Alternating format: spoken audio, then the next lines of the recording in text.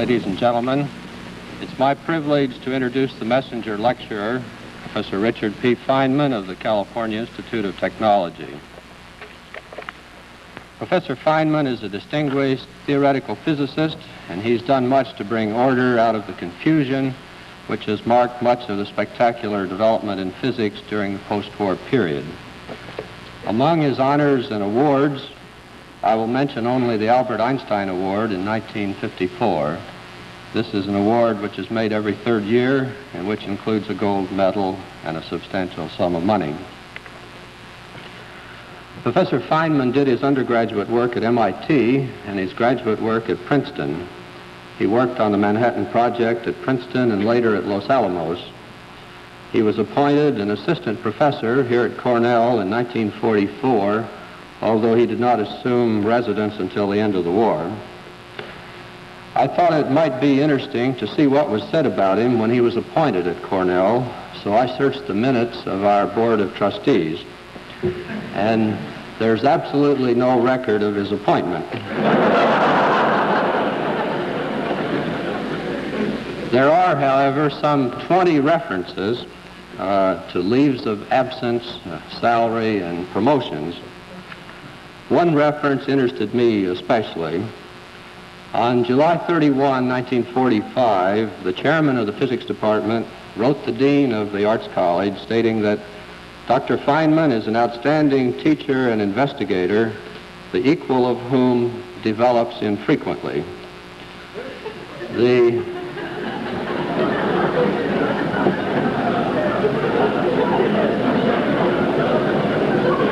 chairman suggested that an annual salary of $3,000 was a bit too low for a distinguished faculty member and recommended that Professor Feynman's salary be increased $900. The dean, in an act of unusual generosity and with complete disregard for the solvency of the university, crossed out the $900 and made it an even $1,000. You can see that we thought highly of Professor Feynman even then. Feynman took up residence here at the end of 1945 and spent 5 highly productive years on our faculty. He left Cornell in 1950 and went to Caltech, where he has been ever since. Before I let him talk, I want to tell you just a little bit more about him. 3 or 4 years ago, he started teaching a beginning physics course at Caltech, and the result has added a new dimension to his fame. His lectures are now published in 2 volumes, and they represent a refreshing approach to the subject. In the preface of the published lectures, there's a picture of Feynman performing happily on the bongo drums. My Caltech friends tell me that he sometimes drops in on the Los Angeles night spots and takes over the work of the drummer, but Professor Feynman tells me that that's not so. Another of his specialties is safe cracking.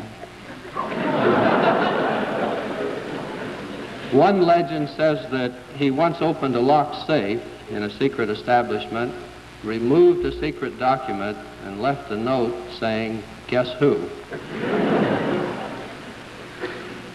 I could tell you about the time that he learned Spanish before he went to give a series of lectures in Brazil, but I won't.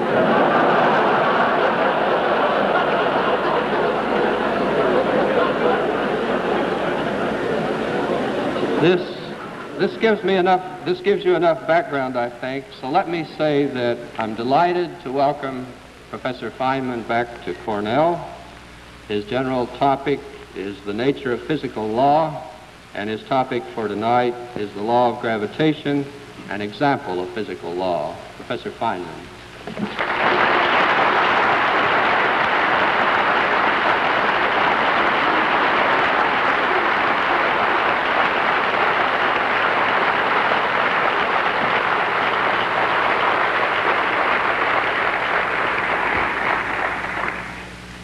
It's odd, but in the infrequent occasions when I've been called upon in a formal place to play the bongo drums, the introducer never seems to find it necessary to mention that I also do theoretical physics.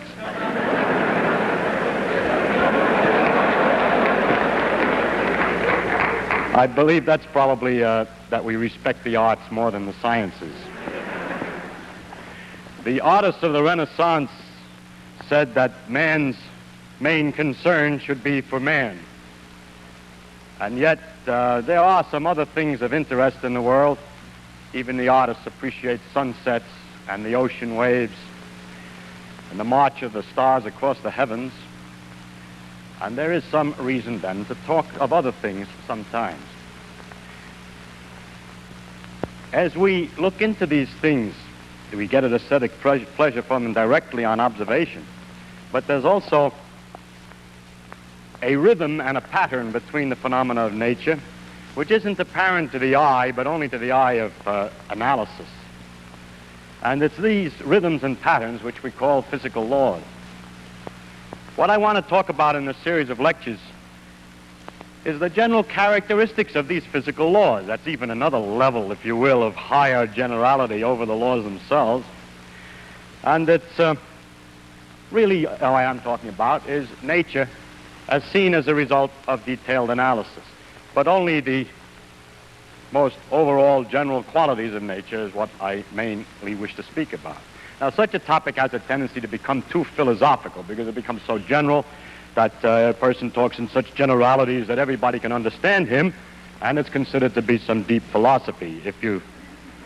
However, I would like to be rather more special, and I would like to be understood in an honest way rather than in a vague way to some extent.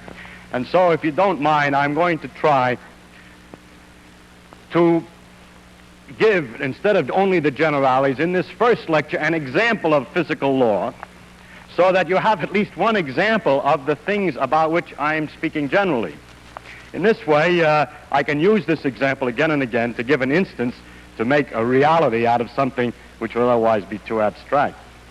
Now, I've chosen for my special example of physical law to tell you about the theory of gravitation, or the phenomena of gravity. Why I chose gravity, I don't know. Whatever I chose, you would have asked the same question. Actually, it was one of the first great laws to be discovered, and it has an interesting history. You may say, yes, but then it's old hat. I would like to hear something about science, more modern science. More recent, perhaps, but not more modern.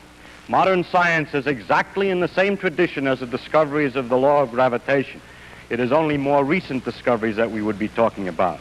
And so I do not feel at all bad about telling you of the law of gravitation, because I am, in describing its history and the methods, the character of its discovery and its quality, talking about modern science, completely modern. This law has been called the greatest generalization achieved by the human mind. And you can get already from my introduction, I'm more interested not so much in the human mind as in the marvel of nature who can obey such an elegant and simple law as this law of gravitation. So our main concentration will not be on how clever we are to have found it all out, but on how clever she is to pay attention to it. Now, what is this law of gravitation that we're going to talk about? The law is that two bodies exert a force upon each other, which is inversely as the square of the distance between them, and varies directly as the product of their masses.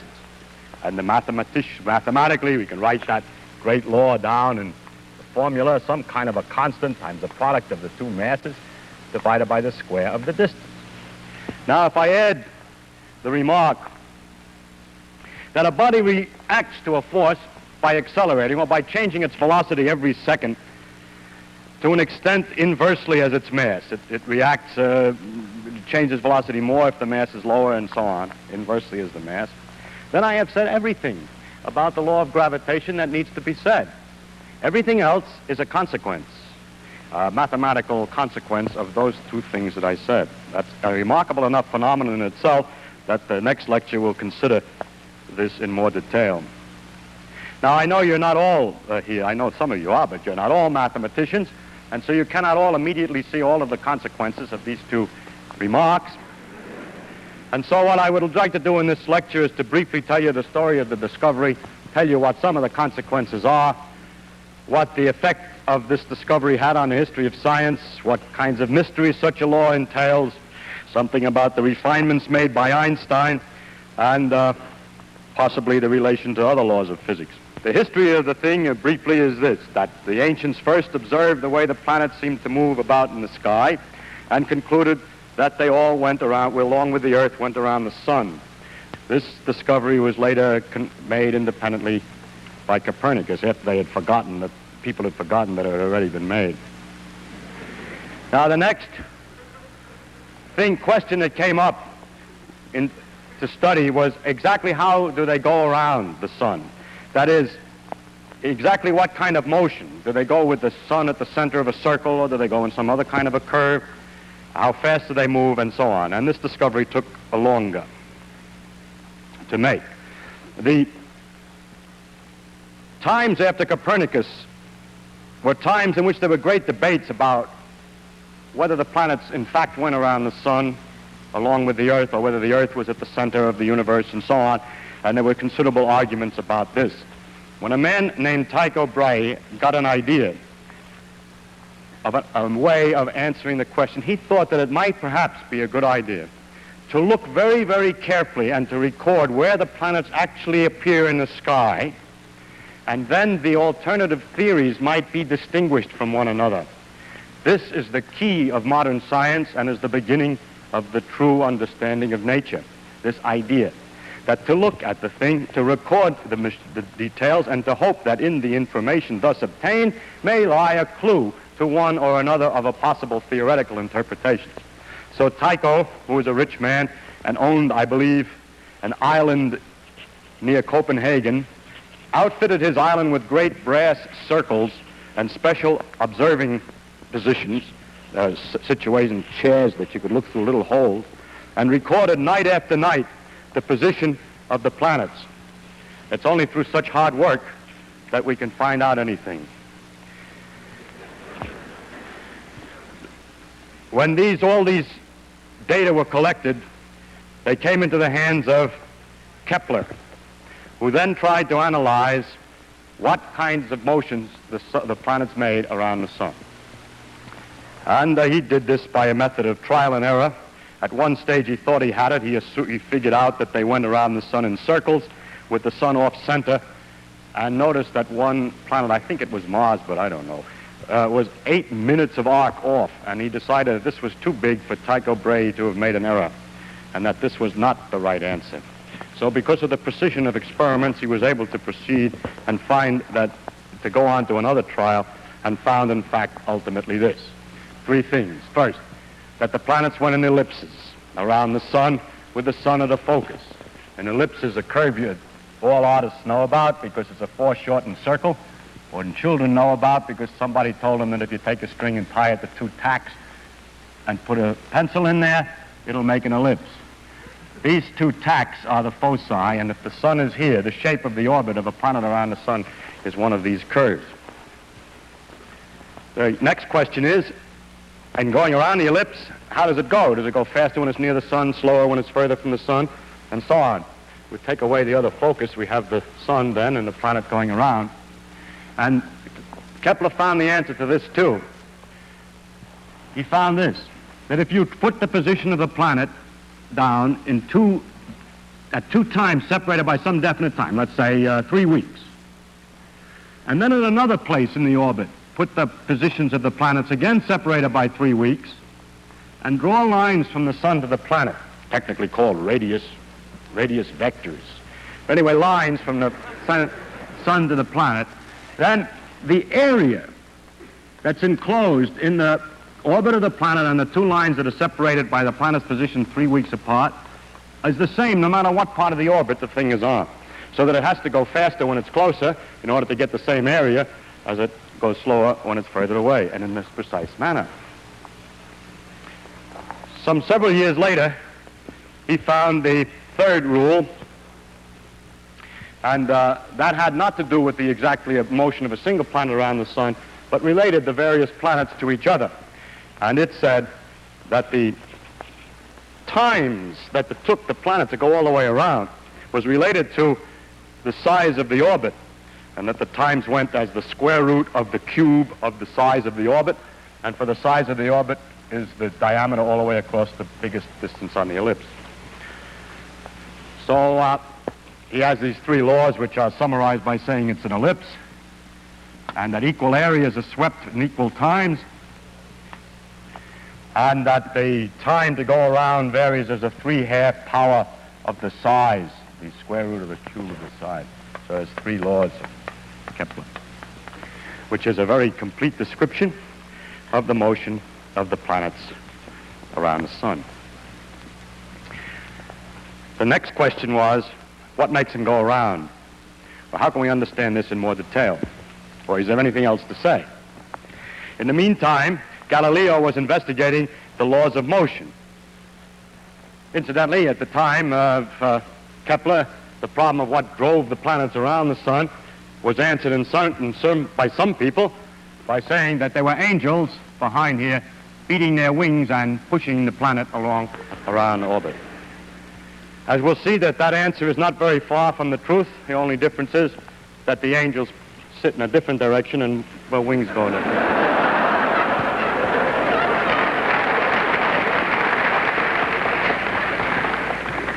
But the point that the angels sit in a different direction is the one that I must now come to. Galileo, in studying the laws of motion and doing a number of experiments to see how balls roll down inclined planes and pendulums swung and so on, discovered an idealization, a great principle called the principle of inertia, which is this: that if a thing has nothing acting on it, if an object has nothing acting on it and is going along at a certain velocity in a straight line, it will go at the same velocity at exactly the same straight line forever. Unbelievable though that may sound to anybody who has tried to make a ball roll forever, the idealization is correct, and that if there were no influences acting, such as the friction on the floor and so on, the thing would go at a uniform speed forever. The next point was made by Newton, who discussed the next question, which is, when it doesn't go in a straight line, then what? And he answered this way, that a force is needed to change the velocity in any manner. First, for instance, if you're pushing it in a direction that it moves, it will speed up. If you find that it changes direction, then the force must have been sideways. And that the force can be measured by the product of two effects. First, how much does the velocity change in a small interval of time? How fast is the velocity changing? How much is it accelerating in this direction, or how much is the velocity changing when it changes direction? That's called the acceleration. And when that's multiplied by a coefficient called the mass of an object, or its inertia coefficient, then that together is a force. One can measure for instance, if one has a stone on the end of a string and swings it in a circle over his head, then one can measure, when one finds one has to pull, the reason is that the speed of the velocity, the speed is not changing as it goes around the circle, but it's changing its direction, so there must be perpetually an in-pulling force, and this is proportional to the mass, so that if we were to take two different objects, first swing one, and then swing another one at the same speed around the head and measure the force in the second one, that second one, the new force is bigger than the other force in the proportion that the masses are different. This is a way of measuring the masses, by how hard it is to change the speed. Now, then Newton saw from this that, for instance, to take a simple example, if a planet is going in a circle around the sun, no force is needed to make it go sideways tangentially. If there were no force at all on it, it would have just keep coasting this way. But actually, the planet doesn't keep coasting this way, but finds itself later not out here where it would go if there were no force at all, but further down toward the sun. In other words, its velocity, its motion, has been deflected toward the sun. So what the angels have to do is to beat their wings in toward the sun all the time, that the motion to keep it going in a straight line has no known reason. The reason why things coast forever has never been found out. the law of inertia, is no known origin. So the angels don't exist, but the continuation of the motion does. But in order to obtain the falling operation, we do need a force. So it became apparent that the origin of that the force was toward the sun. As a matter of fact, Newton was able to demonstrate that the statement that equal areas are swept in equal times was a direct consequence of the simple idea that all of the changes in velocity are directed exactly to the sun, even in the elliptical case. And maybe I'll have time next time to show you how that works in detail. So from this law, he would confirm the idea that the force is toward the sun. And from knowing how the periods of the different planets vary with the distance away from the sun, it's possible to determine how that force must weaken at different distances, and he was able to determine that the force must vary inversely as the square of the distance. Now, so far, he hasn't said anything. Yes, because he only said two things which Kepler said in a different language. One is exactly equivalent to the statement that the force is toward the sun, and the other is exactly equivalent to the statement that the law is inversely as the square of the distance. But people had seen in telescopes the Jupiter's satellites going around Jupiter, and it looked like a little solar system, so the satellites were attracted to Jupiter. And the moon is attracted to the Earth, and this goes around the Earth, is attracted the same way. So it looks like everything's attracted to everything else. And so the next statement was to generalize this and to say that every object attracts every other object. If so, the Earth must be pulling on the moon, just as the sun pulls on the planet. But it's known that the Earth pulls on things because you're all sitting tightly in your seats in spite of your desires to float out of the hall at this time. The pull for objects on the Earth was well known in the phenomenon of gravitation. And it was Newton's idea then that maybe the gravitation which held the moon in the orbit also applied was the same gravitation that pulled the objects toward the Earth. Now, it is easy to figure out how far the moon falls in 1 second. Because if it went in a straight line, you know the size of the orbit, you know it takes a month to go around, and if you figure out how far it goes in 1 second, you can figure out how far the circle of the moon's orbit has fallen below the straight line that it would have been in if it didn't go the way it does go. And this distance is 1/20th of an inch. Now, the moon is 60 times as far away from the Earth's center than we are. We're 4,000 miles away from the center, and the moon is 240,000 miles away from the center. So if the law of inverse square is right, an object at the Earth's surface should fall in 1 second by 1/20th of an inch times 3,600, being the square of 60, because the force has been weakened by 60 times 60 for the inverse square law in getting out there to the moon. And if you multiply a 20th of an inch by 3,600, you get about 16 feet. And lo, it is known already from Galileo's measurements that things fell in 1 second on the Earth's surface by 16 feet. So this meant, you see, that he was on the right track. There was no going back now. Because a new fact that was completely independent previously, which is the period of the moon's orbit and its distance from the Earth, was connected to another fact, which is how long it takes something to fall in 1 second. So this was a dramatic test that everything's all right. Further, he had a lot of other predictions. He was able to calculate what the shape of the orbit should be if the law were the inverse square, and found indeed that it was an ellipse. So he got 3 for 2, as it were. In addition, a number of new phenomena had their obvious explanations. One was the tides. The tides were due to the pull of the moon on the Earth. This had sometimes been thought of before, with the difficulty that if it's the pull of the moon on the Earth being here, the water's being pulled up to the moon, then there would only be one tide a day where that bump of water is under the moon. But actually, you know, there are tides every 12 hours roughly, and that's 2 tides a day. But there was also another school of thought that had a different conclusion.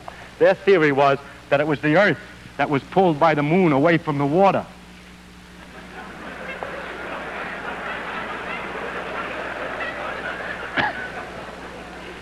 So actually, Newton was the first one to realize what actually was going on, that the force of the moon on the Earth and on the water is the same at the same distance and that the water here is closer to the moon, and the water here is further from the moon than the Earth, than the rigid Earth, so that the water is pulled more toward the moon here, and here is less toward the moon than the Earth, so that it's a combination of those two pictures that makes a double tide.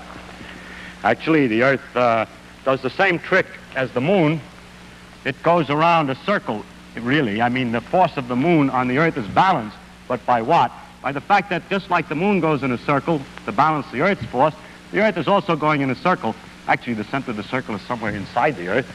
It's also going in a circle to balance the moon. So the two of them go around a common center here. And if you wish, this water is thrown off by centrifugal force more than the Earth is, and this water is attracted more than the average of the Earth.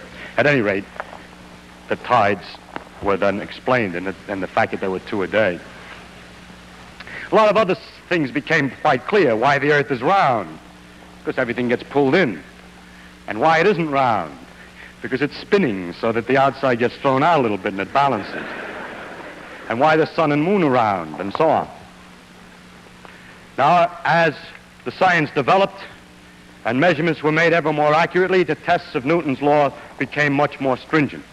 And the first careful tests involved the moons of Jupiter. By careful observations of the way they went around over a long period of time, one could be very careful to check that everything was according to Newton. And turned out not to be the case. The moons of Jupiter appeared to be first get sometimes to 8 minutes ahead of time and sometimes 8 minutes behind schedule, where schedule is the calculated values according to Newton's laws. It was noticed that they were ahead of schedule when they were close, when Jupiter was close to the Earth, and behind schedule when it was far away, a rather odd circumstance.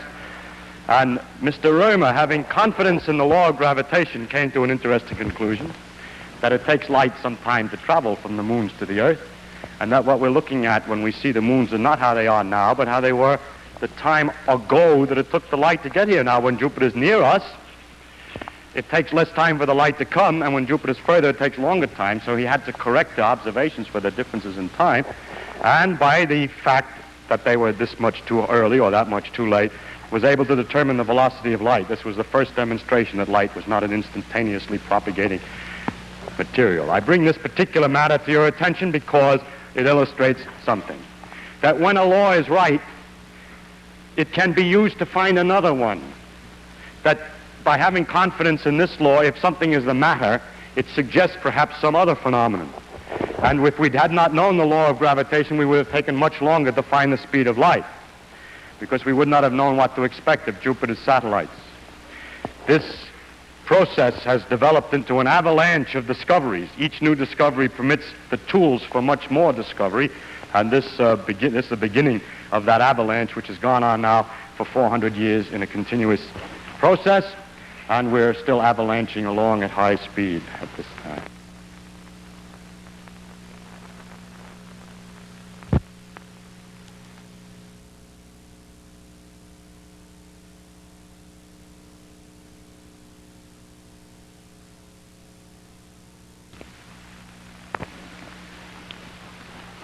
Another problem came up. The planets shouldn't really go in ellipses because, according to Newton's laws, they're not attracted only by the sun, but also they pull on each other a little bit, only a little bit, but a little bit is something, and will alter the motion a little bit. So Jupiter, Saturn, and Uranus were big planets that were known, and the calculations were made as to how slightly different than the perfect ellipses of Kepler the planets ought to be going, Jupiter, Saturn, and Uranus, by the pull of one on each other. And when they were finished, the calculations, and the observations, it was noticed that Jupiter and Saturn went according to the calculations, but that Uranus was doing something funny. Another opportunity for Newton's laws to be found wanting, but courage. Two men, both who made these calculations, Adams and Leverrier, independently and at almost exactly the same time, proposed that the motions of Uranus were due to an unseen as yet new planet. And they wrote letters to their respective observatories telling them to look. Turn your telescope and look there and you'll find a planet. How absurd, said one of the observatories, that some guy sitting with pieces of paper and pencils can tell us where we'd look to find something new planet. And the other observatory was more, the administration was different. And they found the Neptune. More recently, in the beginning of the 20th century, it became apparent that the motion of the planet Mercury was not exactly right. And this caused a lot of trouble and had no explanation until a modification of Newton's. This did show ultimately that Newton's laws were slightly off and that they had to be modified. I will not discuss the modification in detail. It was made by Einstein.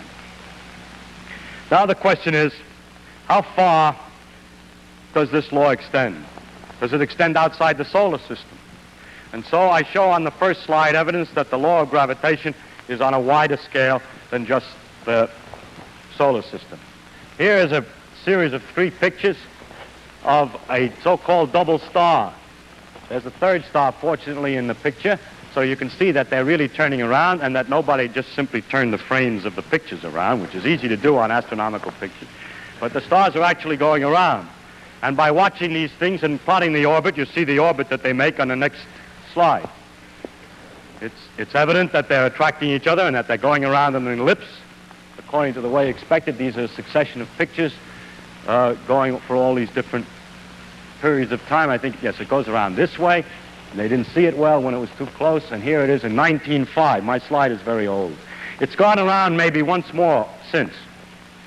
And you'll be happy except when you notice, if you have noticed already, that this center is not a focus of the ellipse, but it's quite a bit off. So something's the matter with the law. No. God hasn't presented us with this orbit face on. It's tilted at a funny angle. And if you take an ellipse and mark its focus and then hold the paper at an odd angle and look at it in projection, the focus doesn't have to be at the focus of the projected image. So it's because its orbit is tilted in space that it looks that way. It looks like it's not the right pattern. But it's all right, and you can figure everything out satisfactorily for that. How about a bigger distance? There's forces between the stars.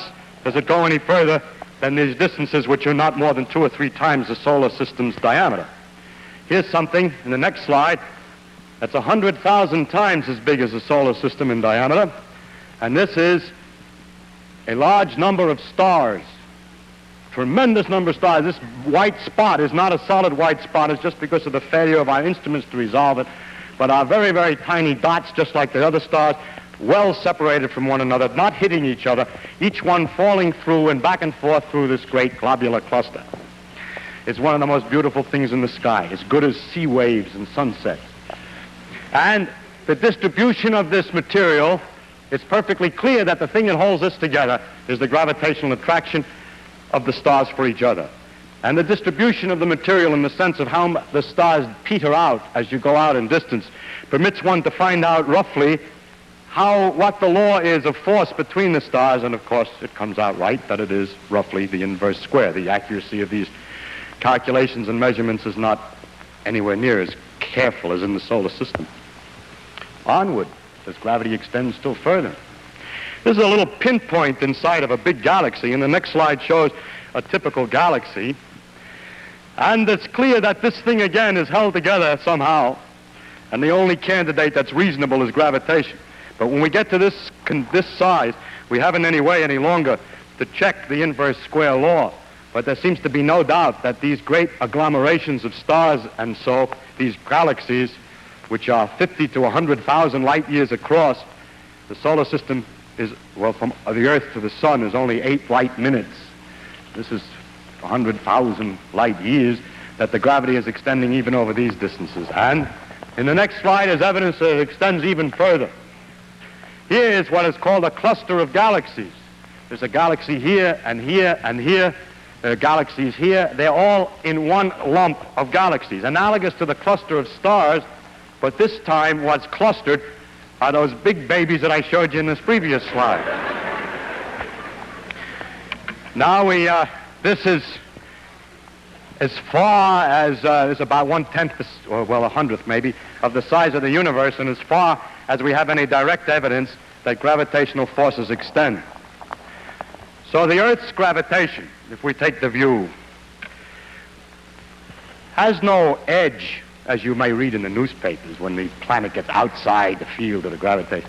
It keeps on going, ever weaker and weaker, inversely as the square of the distance, dividing by 4 each time you're twice as far away. until it mingles with the strong fields and gets lost in the confusion of the strong fields of other stars, but altogether with the stars in its neighborhood pulls the other stars to form the galaxy, and altogether they pull on other galaxies to make a pattern, a cluster of galaxies. So the Earth's gravitational field never ends, but peters out very slowly in a precise and careful law, probably to the edges of the universe.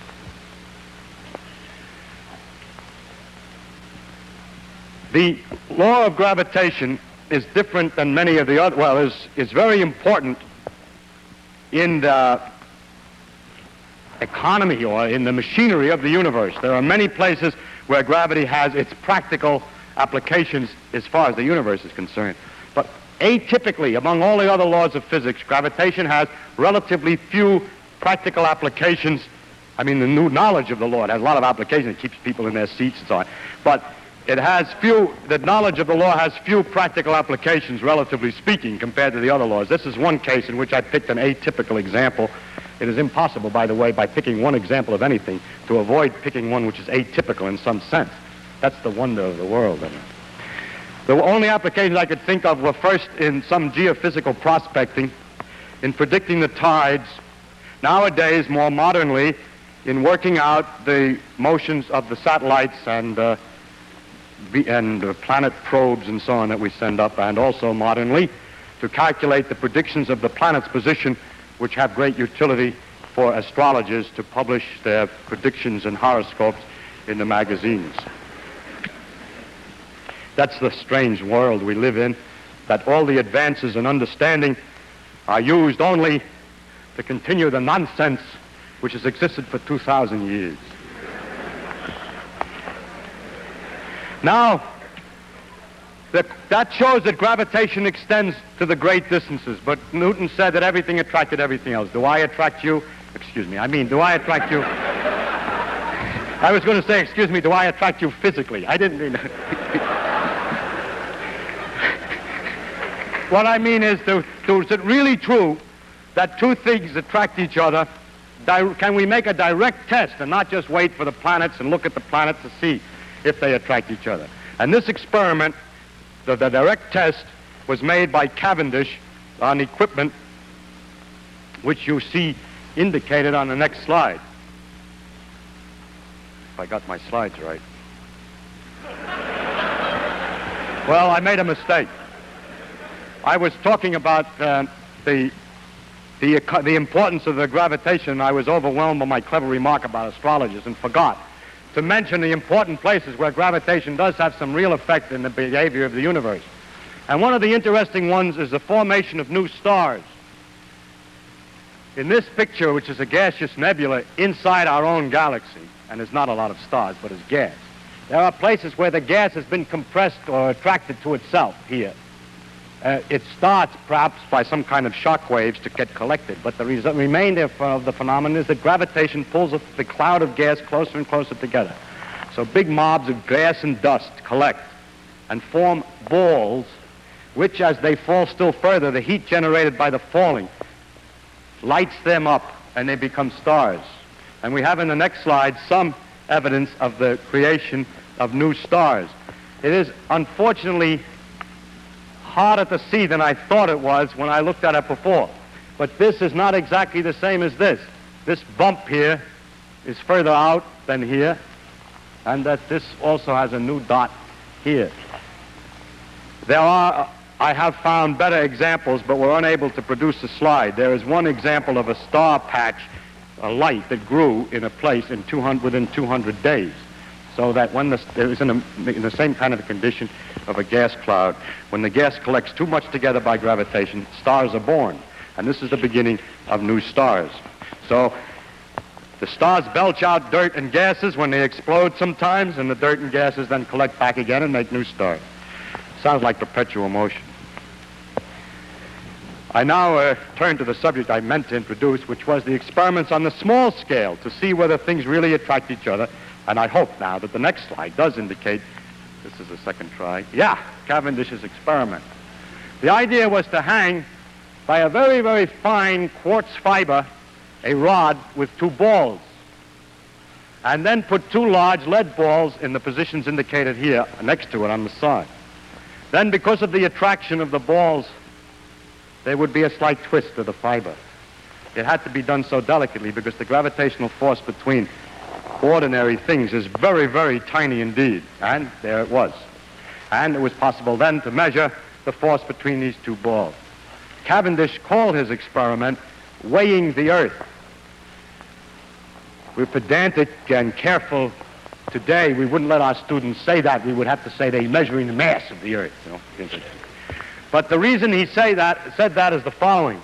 By a direct experiment, he was able to measure the force and the two masses and the distance and thus determine the gravitational constant. You say, yes, but we have the same situation on the Earth. We know what the pull is, and we know what the mass of the object pulled is, and we know how far away we are, but we don't know either the mass of the Earth or the constant, but only the combination. So by measuring the constant and knowing the facts about the pull of the Earth, the mass of the Earth could be determined. So indirectly, this experiment was the first determination of how heavy or how massive is the ball on which we stand. It's a kind of an amazing achievement to find that out, and I think that's why Cavendish named his experiment that way instead of determining the constant in the gravitational equation. Weighing the Earth. Oh. He incidentally was weighing the sun and everything else at the same time, because the pull of the sun is known in the same manner. Now, one other test of the law of gravitation is very interesting, and that is the question as to whether the pull is exactly proportional to the mass. If the pull is exactly proportional to the mass and the reaction to forces, the motions induced by forces, the changes in velocity, are inversely proportional to the mass, that means that two objects of different mass will change their velocity in the same manner in a gravitational field. Or two different things, no matter what their mass, in a vacuum, will fall the same way toward the Earth. And that's Galileo's old experiment from the Leaning Tower. I took my young son of 2.5 to the Leaning Tower of Pisa, and now every time a guest comes, he says, Leaning Tower. So, anyhow, it means, for example, that in a satellite, a man-made satellite, an object inside will go around the Earth in the same kind of an orbit as a satellite on the outside and thus float in the middle, apparently. So that this fact that the force is exactly proportional to the mass and that the reactions are inversely proportional to the mass has this very interesting consequence. The question is, how accurate is it?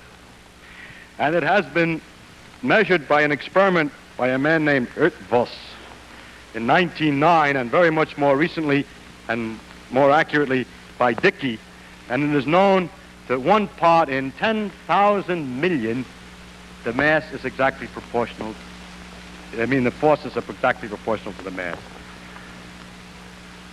How it's possible to measure with that accuracy, I wish I had the time to explain, but I'm afraid I cannot. It's a remarkably clever. I'll give a hint, Howard. I'll give one hint there. Suppose that you wanted to measure whether it's true for the pull of the sun. You know the sun is pulling us all. It pulls the Earth too. But suppose you wanted to know whether you had a piece of lead here and a piece of copper here, or polyethylene and lead. It was first done with sandalwood. Now it's done with polyethylene. Whether the pull is exactly proportional to the inertia. The Earth is going around the sun, so these things are thrown out by inertia, and they're thrown out to the extent that these two objects have inertia. But they're attracted to the sun to the extent that they have mass in the attraction law. So if they're attracted to the sun in a different proportion than they're thrown out by inertia, one will be pulled toward the sun and the other away. And so hanging on another one of those Cavendish quartz fibers, the thing will twist toward the sun.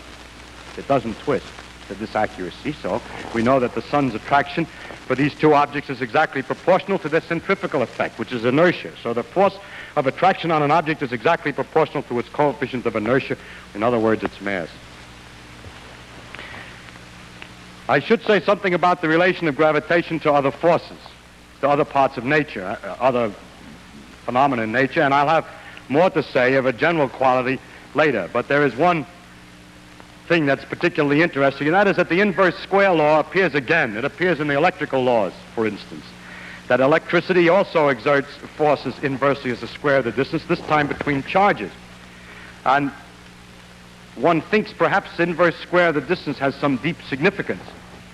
Maybe gravity and electricity are different aspects of the same thing. No one has ever succeeded in making gravity and electricity different aspects of the same thing. Today, our theories of physics, the laws of physics, are a multitude of different parts and pieces that don't fit together very well. We don't understand the one exactly in terms of the other. We don't have one structure from which all is deduced. We have several pieces that don't quite fit exactly yet. And that's the reason why in these lectures, instead of having the ability to tell you what the law of physics is, I have to talk about the things that are common to the various laws, because we don't know, we don't understand the connection between them. But what's very strange is that there are certain things that are the same in both. But now let's look again at the law of electricity.